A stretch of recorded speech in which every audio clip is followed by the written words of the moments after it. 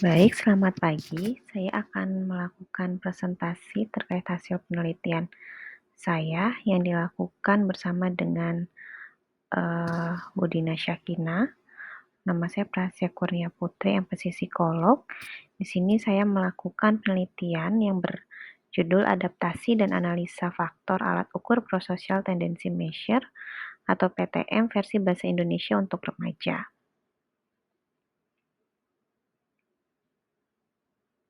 Untuk sebagai pengawalan, sebagai pendahuluan, jadi saya tergelitik untuk meneliti penelitian ini karena banyak alat ukur prososial yang sudah diadaptasi ke dalam berbagai bahasa negara.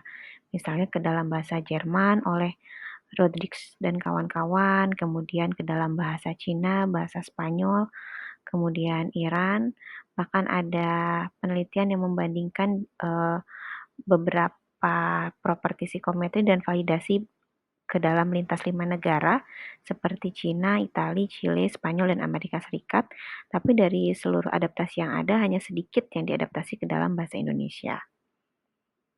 Nah, untuk adaptasi alat ukur prososial di Indonesia sudah pernah dilakukan pada satu peneliti ya, yaitu yang dilakukan oleh Armadita dan Ungu pada tahun 2021. Sedangkan sisanya berdasarkan hasil penelusuran Google Scholar pada 29 November 2023 ditemukan 1.460 hasil dengan kata kunci prososial dan Indonesia, tapi didominasi oleh judul penelitian inferensial ya atau korelasional. Jadi jarang sekali yang topik penelitiannya terkait dengan adaptasi alat ukur. Oleh karena itu, peneliti bermaksud untuk melakukan adaptasi ke dalam bahasa Indonesia untuk konteks remaja akhir gitu ya. Nah, di PTM sendiri berangkat dari teori menurut Carlo dan Randall tahun 2002.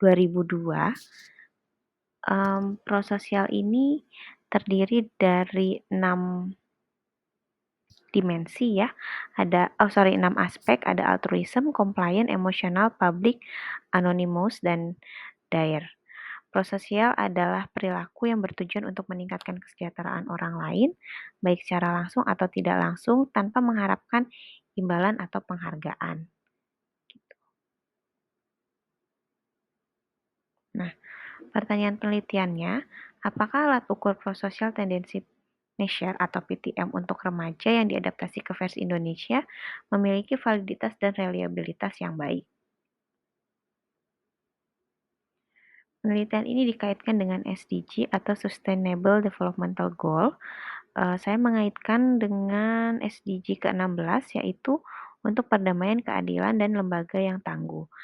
Jadi harapannya dengan ada alat ukur yang valid diharapkan menjadi preliminary bagi peneliti-peneliti selanjutnya yang diperlukan untuk mengevaluasi kecenderungan prososial di masyarakat yang lebih luas dengan alat ukur yang lebih sahih. RIP atau Rencana Induk Penelitian dalam penelitian saya dikaitkan dengan upaya dalam mendeteksi kesehatan mental di masyarakat dalam konteks psikologi positif atau prososial. Dengan mengembangkan alat ukur yang valid, reliabel, dan berkearifan lokal, diharapkan dapat memetakan masalah dan mendukung promosi kesehatan mental di masyarakat, khususnya dalam hal ini ya remaja. Karena kalau kita pemetaannya dengan alat ukur yang baik, maka harapannya lebih valid gitu ya temuannya. Nah, metode yang digunakan adalah kuantitatif non-eksperimen. Dalam penelitian kuantitatif non-eksperimen ini, saya melakukan uji validitas dan reliabilitas alat ukur dengan teknik CFA atau Confirmatory Factor Analysis. Ya, step-stepnya, langkah-langkahnya yang pertama, saya melakukan kajian literatur terlebih dahulu. Kemudian saya meminta perizinan dari penyusun alat ukur yaitu Carlo ya, dalam hal ini Carlo melalui Surel dan alhamdulillah dibalas dan beliau menyetujui dan mendukung diselenggarakannya penelitian ini. Kemudian peneliti menggunakan hasil translasi yang dari bahasa Inggris ke bahasa Indonesia Lalu menguji validitas dan reliabilitas alat ukur. Validitas diukur dengan CFA dan reliabilitas diukur dengan alfa Kronbach. Oke, untuk definisi operasional kurang lebih masih mirip seperti yang tadi sudah disampaikan.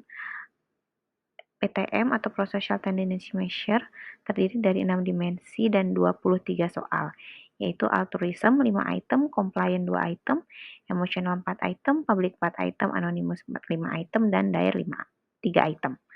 Penggunaan skala Likert dengan rentang 1 sampai 5. Skala 1 bermakna atau berbunyi sangat tidak menggambarkan saya, dan skala 5 bermakna sangat menggambarkan saya. Untuk blueprint dapat dilihat sebagai berikut ya. Altruism indikatornya berikut itu, kemudian terdiri dari 5 item, compliant terdiri dari 2 item, emotional terdiri dari 4 item, public terdiri dari 4 item, anonymous terdiri dari 5 item, dan dire terdiri dari 3 item. Partisipannya dilakukan kepada 373 partisipan remaja dengan rentang usia 18 sampai 26 tahun. Dengan jumlah laki-laki 40,2% dan perempuan 59,8% di wilayah Jabodetabek. Metode pengambilan datanya menggunakan GFOAM untuk menjangkau lebih banyak partisipan. Kemudian teknik sampling yang digunakan adalah accidental sampling. Berikut adalah hasil faktor loading. Untuk hasil faktor loadingnya dapat ditemukan keseluruhan item sebenarnya bernilai positif, artinya berhubungan langsung dengan faktor. Selain itu, hasil signifikansi yang baik di bawah 0,001 menandakan bahwa seluruh item bersifat signifikan. Kemudian hasil Z pada seluruh item yang menjauhi angka 1,96 menunjukkan bahwa parameter bersifat signifikan.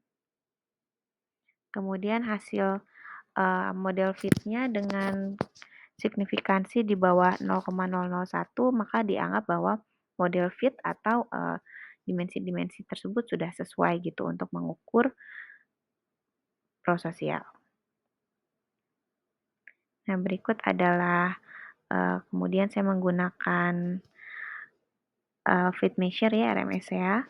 Diketahui bahwa hasil CFI-nya 0,974 dengan RTLI-nya lebih besar dari 0,90 dan RMSEA-nya lebih kecil dari 0,5, maka terdapat kecocokan model pada seluruh dimensi PTM yang terdiri dari 6 subskala. Nah, ini adalah berikut path diagramnya. Untuk reliabilitasnya ditemukan hasil bahwa alat ukur PTM versi bahasa Indonesia ditemukan reliable dengan alfa Kronbach 0,852. Hasil dari penelitian ini adalah alat ukur PTM atau Prosocial Tendency Measure versi bahasa Indonesia dapat dikatakan valid dengan jumlah 6 subskala serta memiliki reliabilitas yang tergolong baik. Dari keseluruhan item dapat disimpulkan bahwa seluruhnya bersifat favorable. Kemudian saran yang dapat diberikan adalah meningkatkan jumlah partisipan. Selain itu variasi usia remaja harusnya lebih beragam, jadi tidak pada remaja akhir saja. Kaitannya dengan pembelajaran, saya akan mengaitkan dengan mata kuliah psikologi pendidikan. Pada psikologi pendidikan di CPMK 1, mahasiswa mampu memahami perkembangan sosio-emosional dan konteks sosial, dan mampu memahami variasi individu. Di sub CPMK tepatnya ya dikaitkannya dengan perkembangan sosio-emosional dan konteks sosial. Jadi sebenarnya pada anak dan remaja terdapat 3 konteks sosial utama, yaitu keluarga, teman sebaya, dan sekolah. Nah, prososial ini erat kaitannya dengan empati yang dibangun untuk menjalin relasi dengan teman sebaya dan di lingkungan sekolahnya kelak. Usia remaja merupakan hasil proses pembentukan prososial yang berlangsung dari masa kanak-kanak. Jadi berdasarkan hasil penelitian, ada anak kelas 6 yang 6 SD ya yang tidak memiliki teman dekat biasanya menunjukkan perilaku prososial yang lebih rendah. Demikian penelitian ini dapat saya sampaikan, atas kurang lebihnya saya sampaikan mohon maaf. Terima kasih atas perhatiannya.